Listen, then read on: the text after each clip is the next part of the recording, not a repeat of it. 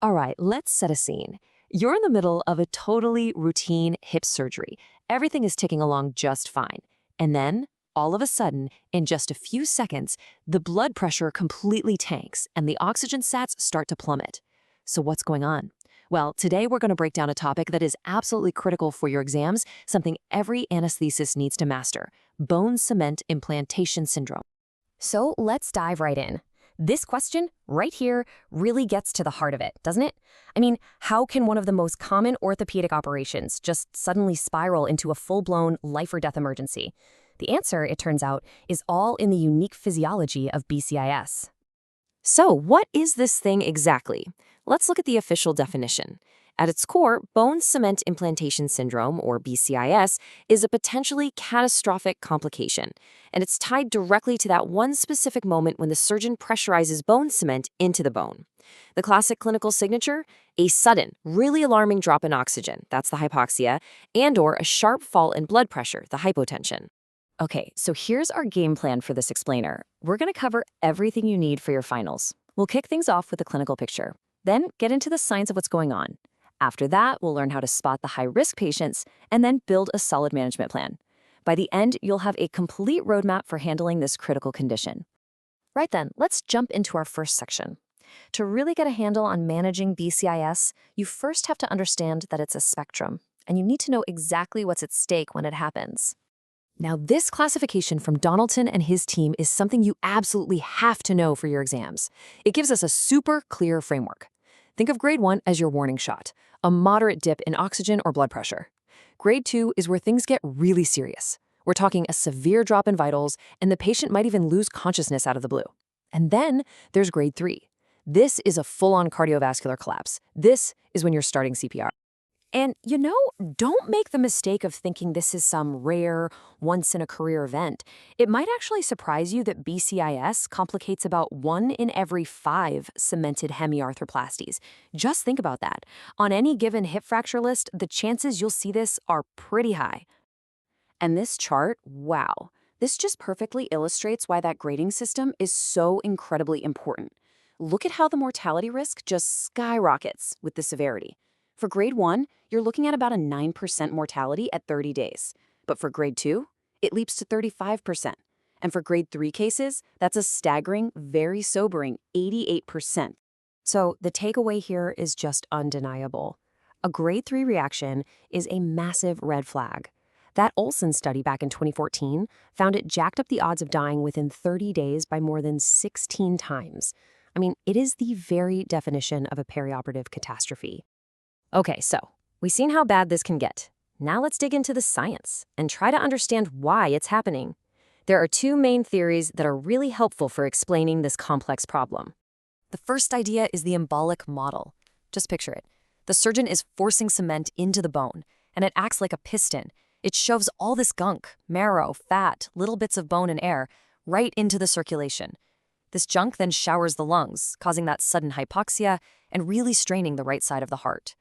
But that might not be the whole story. The second idea, the multimodal model, basically says that a simple blockage doesn't explain everything. It suggests there's also this huge chemical reaction, kind of like anaphylaxis, where all these inflammatory mediators get released, causing massive constriction in the lungs' blood vessels. So which one is it? Well, the thinking now is that it's probably not one or the other, but a nasty combination of both. All right, with that science in our back pocket, let's switch gears to a really crucial clinical question. Who is most at risk? Because identifying these patients before they even get to the operating theater is your absolute best first line of defense.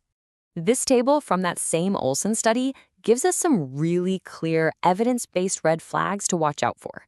A patient with an ASA grade of 3 or 4, or someone with COPD, they have roughly double the risk. And it's really interesting that being on warfarin is a super strong predictor. It increases the odds of a severe reaction by almost 2.7 times. These are the patients that need our absolute highest level of vigilance. And for your exams, it's just as important to know what isn't an independent risk factor. It's really useful to remember that things like stable angina or being on beta blockers on their own don't predict a severe reaction. Although, of course, these patients often have other health issues that are on the risk list. Okay, so now we know the science, and we know who's most at risk. So let's get practical. How do we turn all that knowledge into a proactive management plan? Well, preparation is absolutely everything, and this next bit is all about the strategies you can use. At the heart of any good BCIS plan is just rock-solid teamwork and crystal-clear communication. This isn't just an anesthesia problem, it's an entire OR challenge, and it requires everybody, surgeons, nurses, anesthesists, to be on the same page and completely alert. And the cement curfew is just a brilliant, practical way to make that happen. Think of it like a pre-planned, sterile cockpit for the whole team. The moment that cement gets mixed, the curfew starts.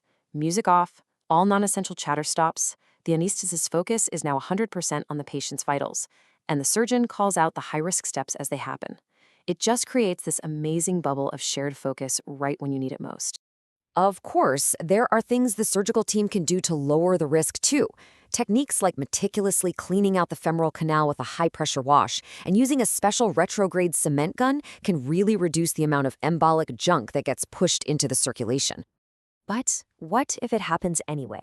Despite all your best laid plans, your patient is crashing. In this last section, before we summarize, let's walk through the emergency response to an acute collapse. What do you do? First things first, you have to recognize it. And the signs are different depending on your anesthesia. If the patient's under general anesthesia, the classic signs are a sudden, steep drop in blood pressure and, this is a big one, a fall in their end-tidal CO2. That tells you cardiac output has just hit the floor. Now, if your patient's awake with a regional block, they might suddenly start gasping for breath or seem confused and disoriented. When you think it's BCIS, you have to move and move fast. The AGBI guidelines give us a really clear, simple plan. Step 1, crank up the oxygen to 100%. Step 2, aggressive fluid resuscitation to support the circulation. And step 3, don't be shy with your vasoactive and inotropic drugs. Get them in early to support blood pressure and heart function. Here's the key mental model to have during this crisis. You need to be thinking, I am treating acute but reversible right ventricular failure. Every single thing you're doing, the oxygen, the fluids, the pressors, it's all aimed at one goal, supporting that struggling right ventricle and getting it through the storm until things settle down. Okay, wow, we have covered a lot of ground here, from the deep science to crisis management. So to help you lock all this in for your exams and for your practice, let's just nail down the absolute key takeaways. If you remember nothing else, remember these 5 high-yield points. The cause? It's probably embolic. The signs? Sudden hypoxia and hypotension. The risk factors? Know them inside and out. The plan? It's all about preparation and communication. And the treatment? Aggressive, supportive care, remembering that this is fundamentally a reversible event. And that brings us to our final, very practical question. We've talked about all the knowledge, but as that 2017 WFSA tutorial reminds us, patient safety is all about action. The cement curfew is such a simple but powerful tool. So the real question is, are you and your team ready to actually put it into practice before your next case?